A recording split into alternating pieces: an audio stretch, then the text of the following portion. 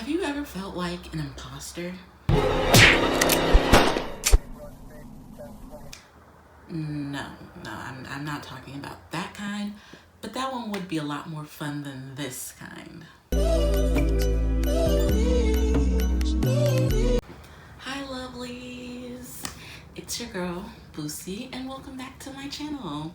So if you are new here, which since I'm a relatively new channel, you most likely are, I just go around a variety of topics regarding young adulthood, just things to help you with any struggles or complications you're having.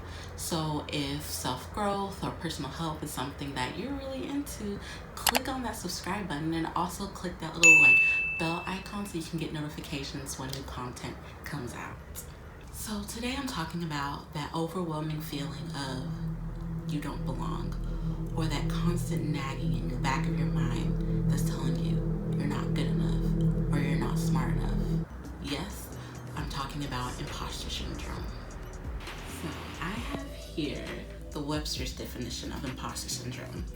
And imposter syndrome is commonly understood as a false and sometimes crippling belief that one's success are a product of luck or fraud rather than skill.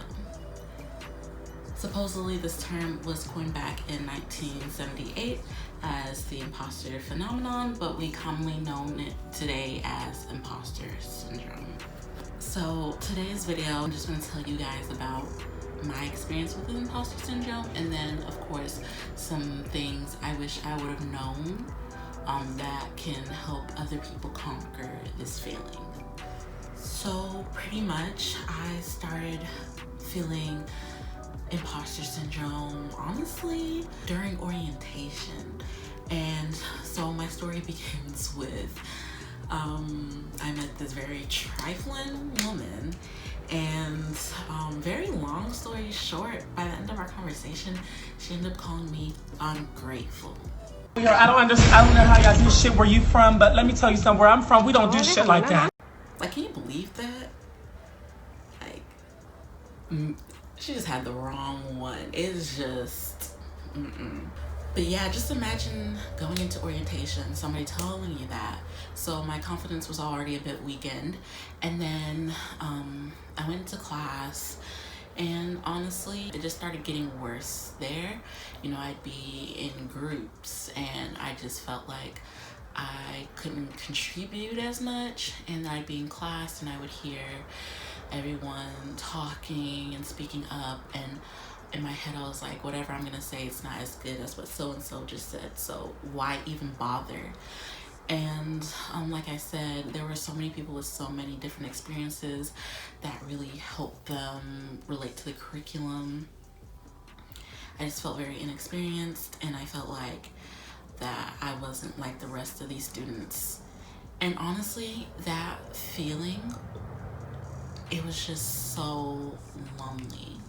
Yeah, I felt lonely. It was like imposter syndrome.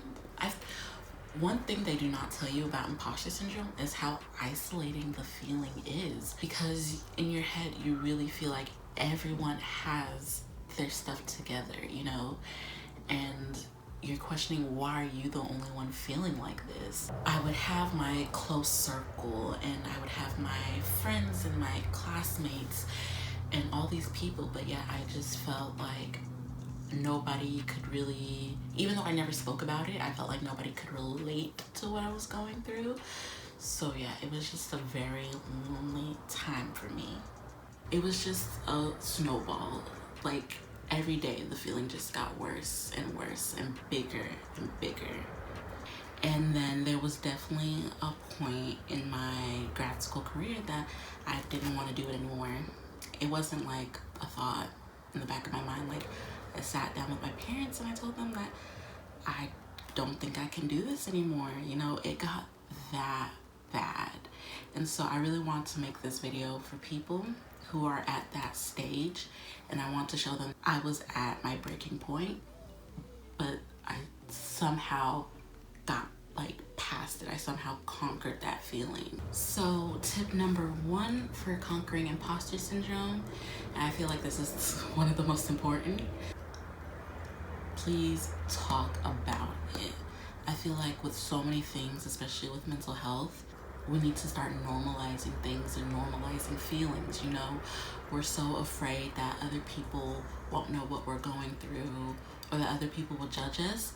But only if we knew to talk about it would we know that other people are struggling with the same problems, and that we could all lean on each other for support if we were just more open to talking about it. I once went to this mixer thing for like Black women in my program, and it was put on by one of my friends, and you know, it was just a very safe space to talk. That a couple of the women there were saying was that, yeah, sometimes they were at their breaking point, and one woman even said that she wanted to drop out, that she was prepared to drop out. And just seeing so many people that I know who are like leaders of different orgs and here and there, just always just up and talking in class and so confident, to kind of see them talk more about the struggles in our program, it made me realize like I am like one of them too, you know, that other people could probably be looking at me like, oh, I'm confident, I'm easygoing, everything's great, but like I'm also struggling too. So like just having that one safe space was like so great. Even if you could like organize something like that at your school, it could be just even like a tiny group of friends or maybe classmates, just a place where you can vent. I think that would be great. I remember just walking and talking with a friend, and you know, she was just telling me about her day and just telling me like about her life and stuff like that. And then she was just like, oh yeah, and I remember when I was, you know, really struggling with imposter syndrome and feeling like I didn't belong here. And like, she just kept on about like our conversation, and but in the back of my mind I was like, girl, you too? So I really wish I had talked about it with my friends. I didn't even know like in my close circle anybody was going through it either. The second thing to remember is that comparison is the thief of joy. Something that I personally always have done is compare myself to others, which is not good. I've been trying to get out the habit, but it is the truth. But it wasn't until grad school where I started really comparing my intelligence, my passion, my confidence to other people. I had never done that before, because at the end of the day, you know how passionate you are, you know how ambitious, intelligent you are, you know? So for me to have been comparing something so deep and personal to other people, it really just wrecked me, and it's not a good mindset at all. So this is something that my dad actually told me after I told him about all my struggles, and it's probably a metaphor that you guys have all heard before, but pretty much he told me that life is a race, and you know, in a race, people are racing next to you. You can't look at what other people are doing, because once you look at what other people are doing, it's only going to slow you down. To win a race, you need to look at your own path. Another metaphor to me is that I think that everybody is in a journey in life, and that we all have very unique destinations to where we're supposed to be. You can't look at other people's paths, because their paths aren't meant for you. Your path is meant for you to get to your destination. Looking at other people, how they're doing, it's just only going to trip you up. It's only going to slow you down, and it might even taper off your potential. We are all so unique, and to try to do things how other people do things, it's not being true to yourself. You know, you could have so much more potential if you didn't try to be so much like other people. So something that a therapist once told me was that anytime you have those thoughts of like you comparing yourself to someone else, pretty much you have to stop yourself dead in your tracks. Like literally tell yourself to stop. And when she first told me that, I personally thought, this is not gonna work. It's not gonna work, because it's so hard to catch yourself doing it. To me, it's like, oh, you look at someone and you're like, oh, she's as pretty as that. Or, oh, why can't I be as smart as that? You know, it's just so quick to me sometimes. But I don't know. But, you know, of course, you're paying money for this. So I was like, I need to do what she tells me to. And honestly, it did start to work. I would like, if I caught myself, I'd just be like, in my mind, I would stop. Like literally, if I caught myself thinking or comparing myself to someone else, I would just yeet those thoughts away. And yeah, like I said, it really did, it did kind of like stop that habit, you know. Like I said, it was just so normal at that point that, you know, once I actually caught myself, it was just easier to tell myself to like, yeah, stop, you're good, you know. So that is one exercise I would recommend. It's just stop yourself dead in your tracks and just be like, nope, nope. And then I would say my last tip is to just find a support system. And that could be your family, that could be your friends, it could be a professional, it could be a group at school or work. Just like I said, talking about it really helped. So I think just once, but even if you don't necessarily want to talk about it with people, just having people who make you feel good about yourself and that you can just like go to with any problem, it just really helps to have someone to vent to. And my support system, especially at home with my family, they were the ones who really encouraged me and reminded me that I am smart and that I am very capable. And if you don't have a support system, my DMs are always open on YouTube or Instagram. I'm on all the social medias. So yeah, just you always have someone to reach out to if you need to talk about this.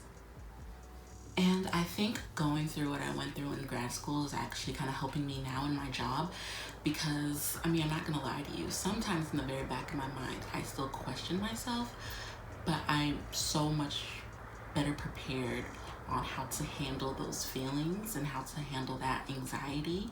Like I said, I just tell myself to stop. I just know I need to be the best person I can be at my job, and that is good enough. I am good enough. So like I said, it might be something you still kind of struggle with in the future, but if you learn how to tackle it now, you'll be better prepared to tackle it in the future. Like I said, imposter syndrome really sucks. It really messes with your mental health. But I promise you, just know that wherever you are, whether it's a job or a school, that they did pick you and that they saw potential in you, and to just not give up. I graduated and I now have a job, and had I just given up, who knows where I'd be right now, you know, like who knows if I would have decided to go back to school. And I'm really happy where I am now. So if anything, I am a success story. Excuse me, you can conquer this. So if you like today's video, if you like the topics, like I said, please like and subscribe, turn on that notification button. Like I said, I am very into personal growth and self-help for people who consider themselves young adults. If there's any topics that you want me to talk about in the future, please comment below. So until the next video, please, bye.